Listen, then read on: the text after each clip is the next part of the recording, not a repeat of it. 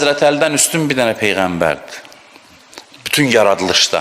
Allahın aslanı, bütün övliyaların ən üstünü peyğəmbərdən sonra fəzilətdə ona bərabər insan yoxdur. Bunu hamı qəbul eləyir. Bunu hamı başa düşür. Allah Adəmi, Nuhu, İbrahimin nəslini və İmranın nəslini çəkib aləmlərdən üstün etdi. Onlar biri digərindən olan hənif bir nəsil idilər. Allah eşidəndir, biləndir.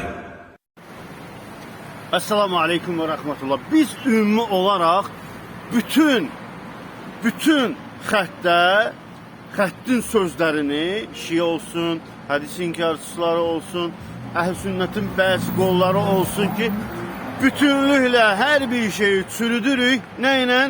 Allahın ayəti ilə. Allahın ayəti ilə. Bugünkü mövzumuz da yenə də Şiələr. Mən Şiələrdən əl çəkmirəm ha. Niyə? Çünki onları çox istəyirəm. Çünki onların içindən çıxmışam. Deməli, gəlirik mövzuya. Sən, bugünkü mövzu nədir? Gördüyünüz kimi, Şiə inancında belə bir söz var, hədis var. Bütün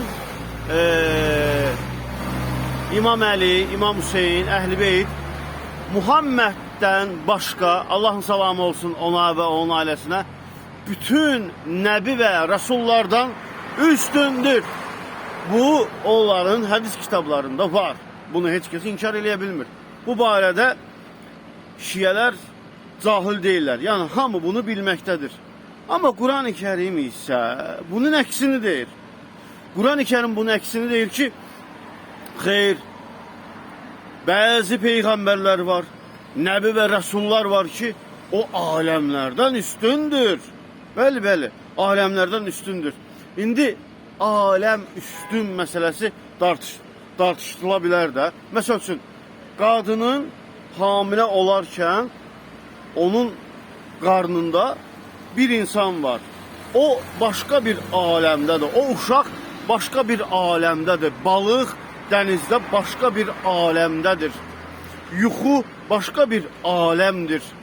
Və həmçinin göylərdə də aləmlər var.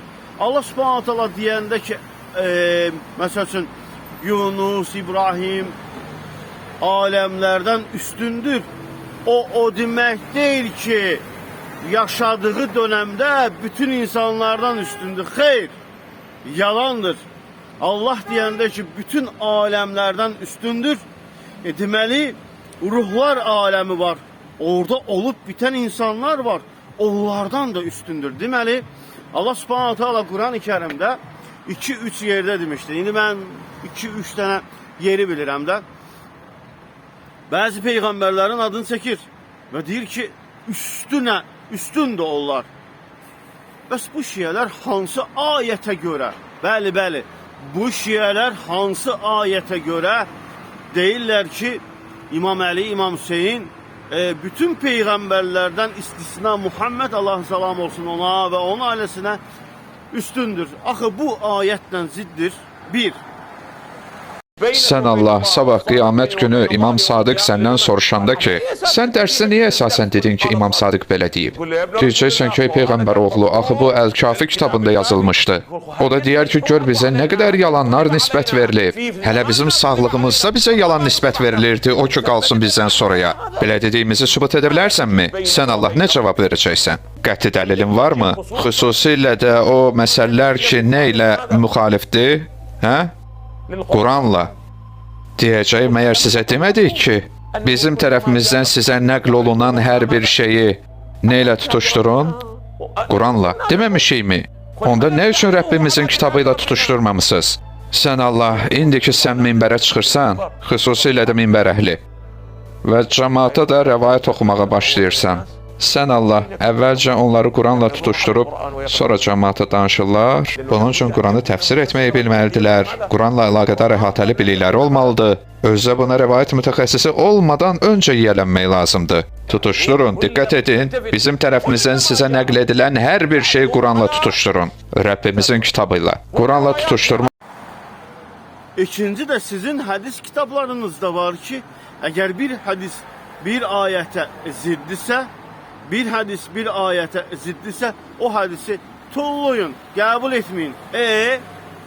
İndi bu kimi sizə təqdim elədiyim ayələrlə sizin əlinizdəki olan hədislərlə uyğun gəlmir. Ayələr hədislə üzləşir və o hədisləri inkar edir. Yenəmi bu dəlillərdən sonra İmam Əlini, İmam Hüseyni, İmam Həsəni İbrahimdən, Musadan, İsa'dan aleyhissalam üstün mü görəcəksiniz? Allah bunu demədi. Sizə vacib olan indi nədir? Allahın sözünü demək. Allahın sözü təhrif oluna bilər? Yox. Hədis təhrif oluna bilər? Bəli, yalancı hədislər ola bilər. Necə ki, sizin bu kitablarınızda gətirdiyim bu ayələrə uyğun gəlmir. Siz onları qəbul edə bilməzsiniz. Ey sənmi şiyələr! Siz bu şiyəlikdə qalaraq Allahın kəlamından uzaq duracaqsınız. Cənnətə gedə bilməyəcəksiniz. O şiyəliyi bırakın ki, cənnətə gedə biləsiniz. İndiyənə kimi gətirdiyim dəlillər heç biri yalan deyil. Əksinə olaraq Allahın kəlamı ilə uyğundur. Sizə lazım olan nədir? O şiyəliyi tərk eləyib müsəlman olmaq. Esselamu aleyküm və rəhmətullah.